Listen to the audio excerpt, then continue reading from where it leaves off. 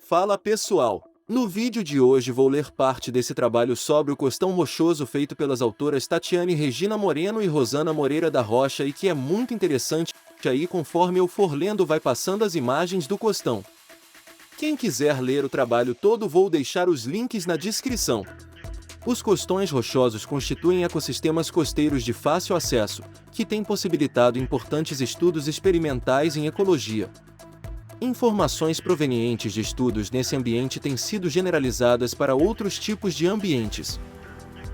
Um breve histórico sobre estudos em ecologia de costões rochosos é apresentado, além da citação de alguns projetos desenvolvidos para esse tipo de ambiente no litoral brasileiro. Considerando o aumento nos impactos causados a esse ecossistema e a preocupação com sua conservação, evidencia-se a importância da intensificação de estudos sobre padrões de distribuição de organismos ao longo de gradientes ambientais naturais de grande escala, bem como a análise de mudanças na estrutura de comunidades bentonicas visando ao monitoramento diante de mudanças climáticas e dos efeitos biológicos da poluição marinha, e a detecção precoce de espécies introduzidas. No ambiente litorâneo, no limite entre o continente e o oceano, são encontrados diferentes ecossistemas costeiros, como manguezais, praias arenosas e costões rochosos. Os costões rochosos constituem ecossistemas marinhos de substrato consolidado, e como o próprio nome identifica, são formados por rochas. Tais afloramentos rochosos podem formar paredões verticais que, além de ocuparem a região de influência das marés, podem se estender por vários metros acima e abaixo do nível da água, ou então apresentar-se na forma de rochas fragmentadas. Dependendo da orientação, podem apresentar diferentes graus de exposição às ondas. Dentre os ecossistemas marinhos costeiros bentonicos, os costões são considerados muito relevantes, por apresentarem alta riqueza de espécies de importância ecológica e econômica, grande biomassa e alta produtividade, em virtude do aporte de quantidade abundante de nutrientes oriundos dos sistemas terrestres.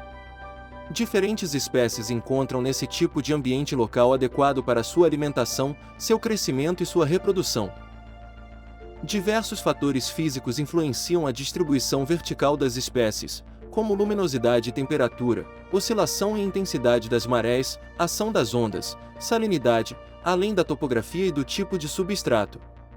O sobe e desce da água no ciclo das marés e os embates das ondas exigem que as diferentes formas de vida que ocupam os costões sejam adaptadas às condições peculiares desse ambiente, necessitando evitar a perda de água e suportar as variações de temperatura.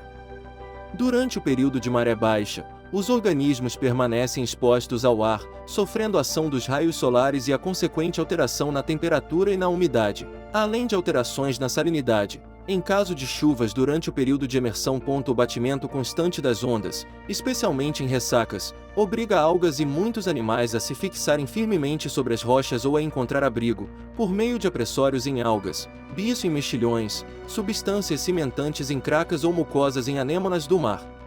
Outra estratégia para evitar o desprendimento do substrato é apresentar pequenos tamanhos, formas planas e pés grandes, como os observados em moluscos gastrópodes e quítons ou, ainda, pódios providos de ventosas em equinodermos como estrelas, ouriços e pepinos do mar. Esponjas, briozoários e assídeas coloniais apresentam formas mais incrustantes e briozoários e hidrozoários possuem formas arborescentes e flexíveis. Para diminuir o estresse térmico e a dissecação durante a baixa-mar, bivalves mantêm suas conchas hermeticamente fechadas, anêmonas retraem seus tentáculos, assumindo a forma de domo, e muitos animais, como caranguejos, anfípodes e outros crustáceos, poliquetos e nemertíneos podem migrar verticalmente, descendo com o nível da água, ou buscar abrigos em fendas ou em diferentes substratos biológicos. Alguns organismos são capazes de tolerar a perda de volume significativo de água de seus corpos, como a alga vermelha e os quítons. Em virtude dos efeitos de todos esses fatores físicos sobre os organismos, somados às interações ecológicas, os habitantes do costão ocupam faixas horizontais bem definidas, sendo esse padrão de distribuição reconhecido mundialmente e denominado zonação. Na faixa superior, onde os organismos encontram-se expostos ao ar de forma permanente, a distribuição é determinada principalmente pelos fatores abióticos, como a temperatura e a radiação solar, enquanto nas faixas inferiores, onde os fatores abióticos são mais estáveis, a distribuição dos organismos é influenciada principalmente pelas interações biológicas.